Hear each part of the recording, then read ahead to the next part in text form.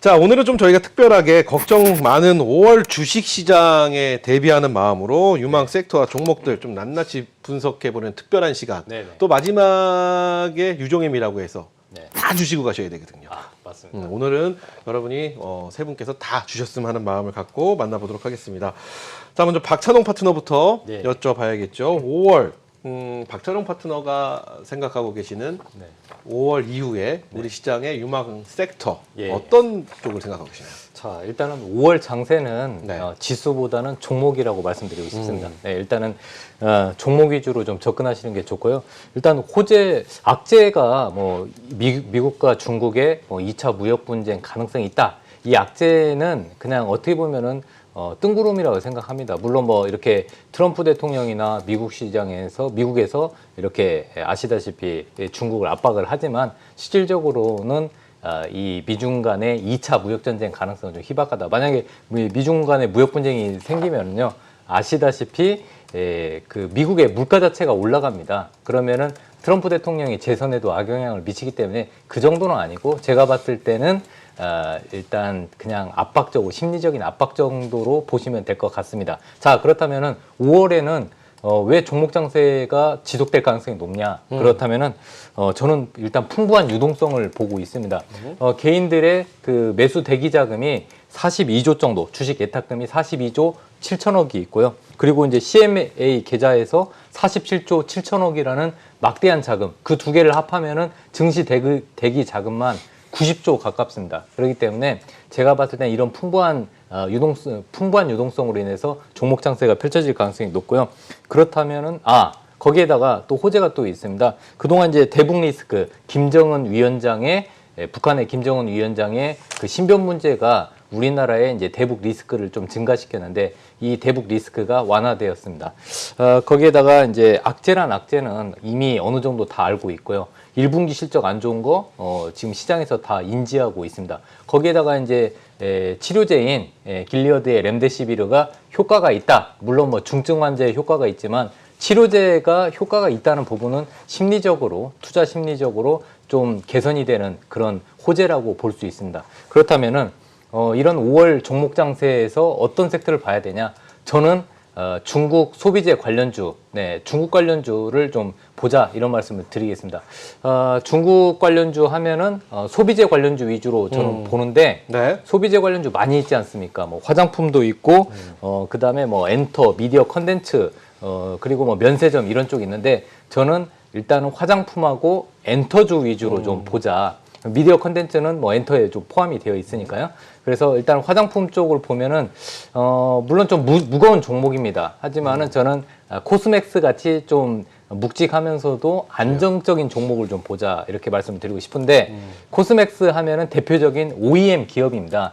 그런데 화장품 관련주들이 1분기에 실적이 안 좋은데 코스맥스는 의외로 손 세정제, 손 소독제를 OEM 방식으로 판매를 했습니다. 제조 판매를 했는데 특히 뭐 글로벌 기업인 유니레버의 그 손 소독제를 OEM 방식으로 또 만들어서 판매를 하면서 매출을 상쇄시켰습니다. 그러니까 화장품 매출은 좀 줄었지만은 손 소독제나 손 세정제 매출은 증가했고 그다음에 중요한 것은 미국 시장에서 대부분의 공장들은 셧다운했는데 이 미국에서 생활용품 관련 공장들은 셧다운을 피할 수가 있었습니다. 그래서 미국, 그다음에 중국, 인도네시아 이 부분에 있어서 공장이 제대로 돌아갔기 때문에 1분기 실적도 견조하고요. 그래서 저는 코스맥스 같은 이런 ODM 화장품 업체들 그리고 이제 본격적으로 이제 경제 활동을 하면서 이제 여성들의 화장품 수요가 증가할 수 있기 때문에 코스맥스를 관심 있게 보자 이런 말씀을 드리고 싶고요. 네. 마지막으로 엔터 쪽에서는 이번에 5월달에 행사가 많습니다. 5월 15일에 그 언택트 온라인 콘서트가 열리는데 거기에 이제 관련해서 YG 엔터를 좀 볼 필요가 있는데 YG 엔터의 소속 아티스트 중에서 중요한 것은 빅뱅입니다. 네. 빅뱅, 그다음에 블랙핑크인데 아시다시피 빅뱅의 지 드래곤이 중국에서 그 음료 광고를 찍었습니다.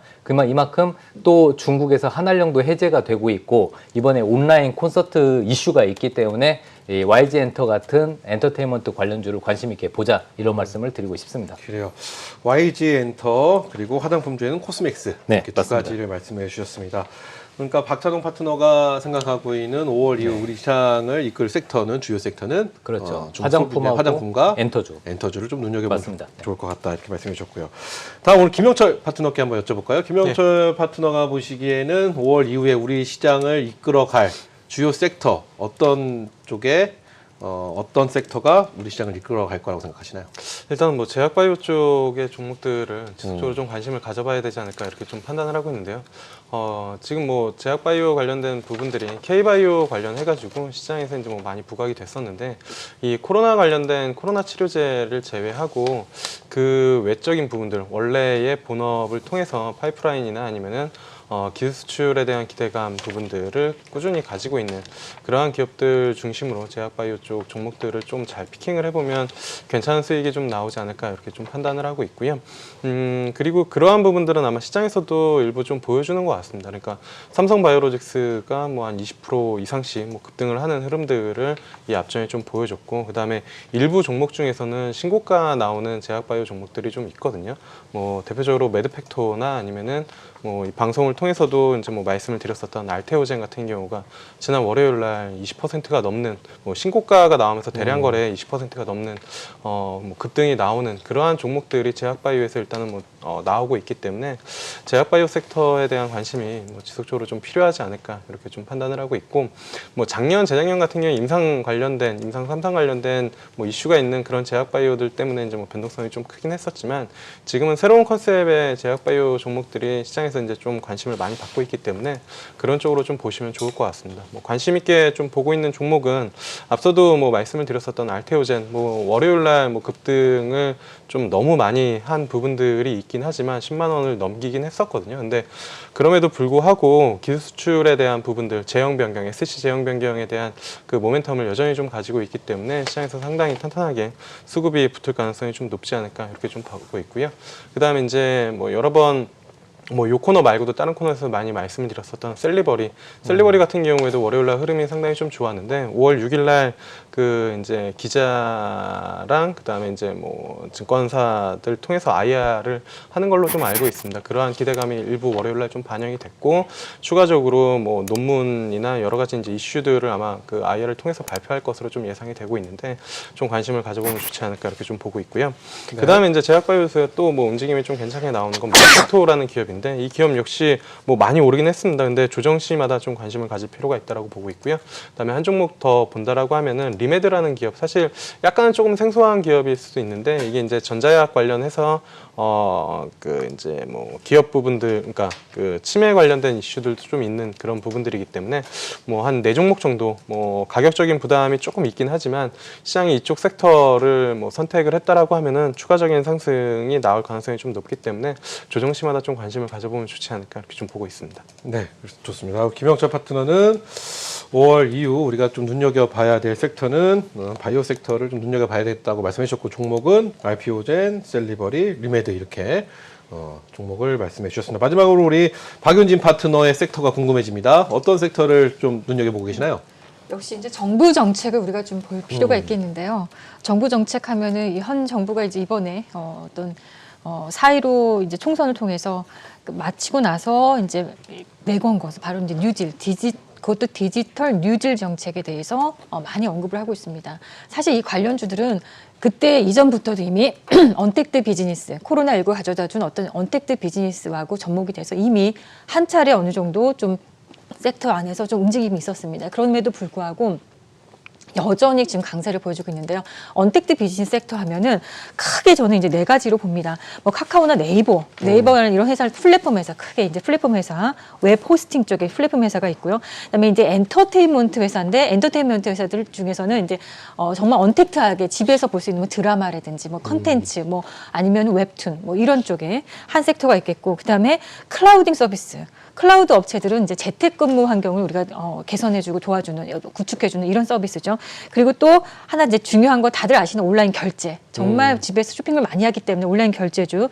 그리고 이제 마지막으로 교육 관련주. 이 정도까지 이렇게 돼 있는데 그동안에 교육 관련주 하면 또 막 떠오르는 종목들이 있을 겁니다. 많이도 올랐고, 그리고 결제주도 많이 올랐고, 또 플랫폼 회사들, 카카오 네이버 굉장히 지금 주가가 좋습니다. 그런데 이 안에서도 계속 이제 확장이 되는데 조금 덜 오른 종목들이 이제 시작하는 막 태동을 하는 종목들이 있습니다. 그래서 저는 이쪽 안에서 그 호스팅, 웹 호스팅, 그리고 이제 온라인 창업 비즈니스 솔루션. 그러니까 이제는 정말 그 자영업자들이 너무너무 어렵다고 하죠. 그러니까 현장에 가서 가게 직접 가서 어떤 매매 구입을 하고 이런 일보다는 집에서 이제 온라인 사이트를 통해서 네. 이제 운영하는 어떤 비즈니스. 그게 이제 뭐 예를 들어 뭐 쇼핑몰도 온라인으로 그렇죠. 하고 이제 이렇게 되는 거죠. 근데 이쪽을 도와주는 회사가 이제 솔루션 도와주는 회사가 이제 카페24라고 유명하지 않습니까?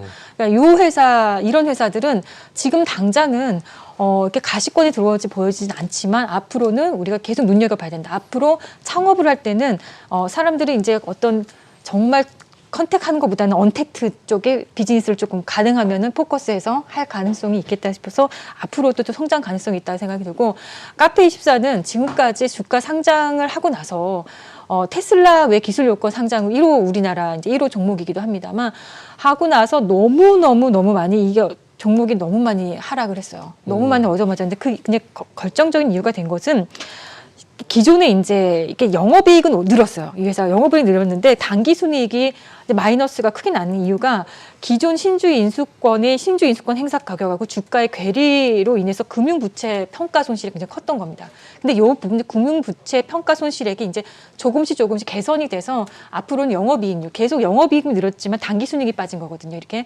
단기순이익 면에서도 좀 개선이 좀 될 것으로 올해부터는 이렇게 예상되는 바 딱 지금의 어떤 비즈니스 분야에도 딱 맞는 어떤 시대 트렌드도 맞고 당사의 어떤 이제 단기순이익도 좀 좋아질 수 있는 이런 여건을 갖췄을 때 지금 좀 상승을 조금 일부 하긴 했지만 저는 앞으로도 향후 더 상승 가능성이 있다고 봅니다. 그래서 카페24 보셨으면 좋겠고 카페24 하면 또 떠올리는 회사가 있어요. 코리아 센터라고 네. 비슷한 회사가 이제 있습니다. 그래서 이런 종목들 이제 시작하는 종목들인가 한번 보셨으면 눈여겨보셨으면 좋겠습니다. 네, 좋습니다. 우리 박윤진 파트너는 언택트 섹터 관련주 중에서 카페24와 코리아 센터 이렇게 두 종목을 말씀해 주셨습니다. 자, 그럼 제가 공통 질문을 하나 드리고 짧게 시간이 얼마 남지 않았기 때문에 짧게 드리고 다음 코너를 만나보도록 하겠습니다. 저는 5월 이후에 그 경협주에 대해서 좀 높은 평가가 있지 않을까라는 생각을 해봅니다. 사망설로 가짜 뉴스였죠. 네. 사망설로 인해서 김정은이 살아있음을 언론에서 일부 어떤 기사에서는 부활이다 이런 얘기도 나오고 그럴 정도로 좀 전 세계 이슈를 받긴 했습니다. 근데 역시 그게 가짜 뉴스였다는 게 판가름이 되면서 바이든 후보와 트럼프 대통령 간의 어떤 북한에 대한 입장도 그 둘의 어떤 이슈에 북한이 들어가 있더라고요. 그걸 보면서 앞으로 경협주에 대한 모습이 좀 훈훈하게 가지 않을까라는 개인적인 생각을 가져보는데 대표님들의 생각과 향후 전망을 어떻게 보시는지도 한번 짧게 여쭤보도록 하겠습니다. 이거 우리 김영철 파트너부터 여쭤볼까요? 예, 일단은 뭐 지금 트럼프가 대선을 위해서 어떤 일이든 다 하고 있고 중국과의 다시 한번 뭐 싸움을 걸 정도로 무역 분쟁을 걸 정도로 지금 재선에 이제 혈안을 좀 올리고 있기 때문에 뭐 북한 관련된 카드는 뭐 이 앞전부터 계속 뭐 써먹었었던 그런 부분들이고 좀 이번에도 지속적으로 좀 언급을 할 가능성이 좀 높다라고 이제 좀 보고 있고요. 그다음에 뭐 이번 정부에서도 어쨌든 뭐 총선 이후에 시장이 뭐 보여준 것처럼 남북 관련된 경협주 쪽으로 매수가 확실히 보여준 그런 부분들이 있거든요. 그래서 저도 여전히 뭐 남북 관련된 뭐 경협주라고 일컬어지는 그런 종목들은 관심을 가질 필요가 있다라고 좀 보고 있고요. 뭐 시장에서는 대장주를 일단은 뭐 아난티로 좀 보고 있기 때문에 그 아난티라는 종목을 뭐 기준점으로 좀 삼으시면 좋을 것 같고요. 그 외에 이제 뭐 철도 관련된 종목들이나 아니면 인도적 차원의 뭐 비료 관련된 종목들 요 정도 종목으로 이제 좀 한 종목씩 압축적으로 좀 관심을 가져보면은 괜찮지 않을까 이렇게 좀 판단을 하고 있습니다. 네, 좋습니다. 이어서 우리 박찬홍 파트너 한번 여쭤볼게요. 네, 일단은 경협주 저도 좋게 보고 있는데요. 그동안 이제 대북 리스크가 좀 있었죠. 북한의 김정은 위원장이 신변이 어떻게 됐는지 많은 사람들이 궁금증이 있어서 이 부분에서 대북 리스크가 좀 확대되었는데 이제 북한의 김정은 위원장이 짜잔 하고 나타났습니다. 이제 결론적으로 이러면서 대북 리스크는 완화되면서 또 우리나라 이번 정부의 중요한 정책이 남북 경협입니다.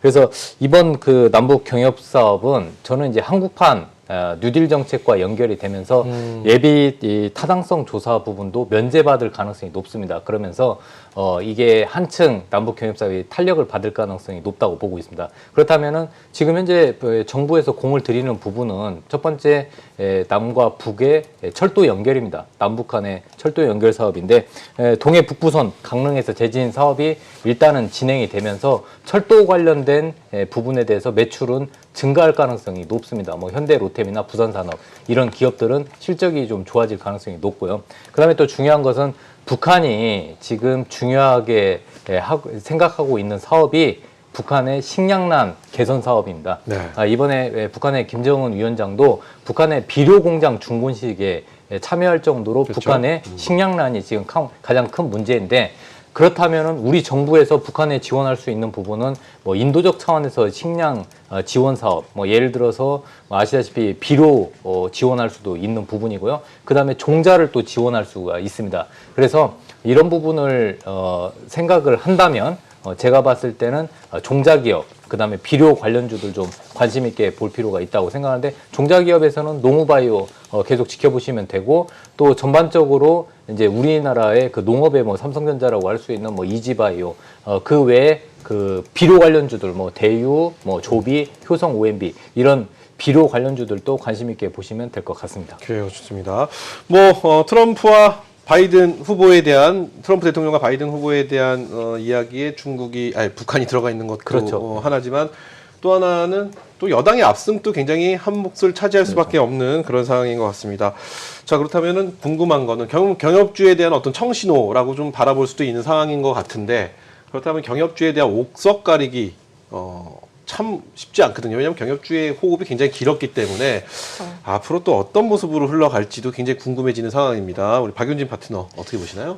참 안타깝지만 경협주는 사실은 이게 진행이 꽤 오래전부터 되었는데, 확실하게 연결이 화끈하게 해서 확실하게 이제 연결이 된 종목들은 아직은 없었다라고 보고 있거든요. 철도도 말은 안 쓰지만 아직까지 철도가 완벽하게 이제 딱 개통이 된다 이렇게 되는 어떤 첫 삽이 안 떨어진 상황입니다. 그래서 이럴 때 이 현 정부에서 그래도 가장 강력하게 미는 정책이 대북이기도 하고, 아까 우리 모두 앵커님 모두 이 대표님들이 말씀해 주셨듯이 미국의 민주당, 공화당 할 거 없이 지금 대북 얘기하거든요. 그러니까 공통 분모는 다 갖고 있는 거예요. 우리나라 현 정부에서 강력하게 밀죠. 미국의 양쪽 당에서 다 가지고 있는 공통 분모는 분명히 있기 때문에 한번 모멘텀을 받을 거라고 생각합니다. 그렇지만 좀 확인 작업은 누가 해주냐면 결국에는 김정은 위원장이 그렇죠. 확인을 해줘야 되니까, 확인이 나오기 전까지는 너무 많은 어떤 뜬구름 잡는 어떤 기대치보다는요, 좀 확실한 종목을 좀 봤으면 좋겠는데, 그래서 현대그룹주를 좀 봐줬으면 좋겠어요. 왜냐면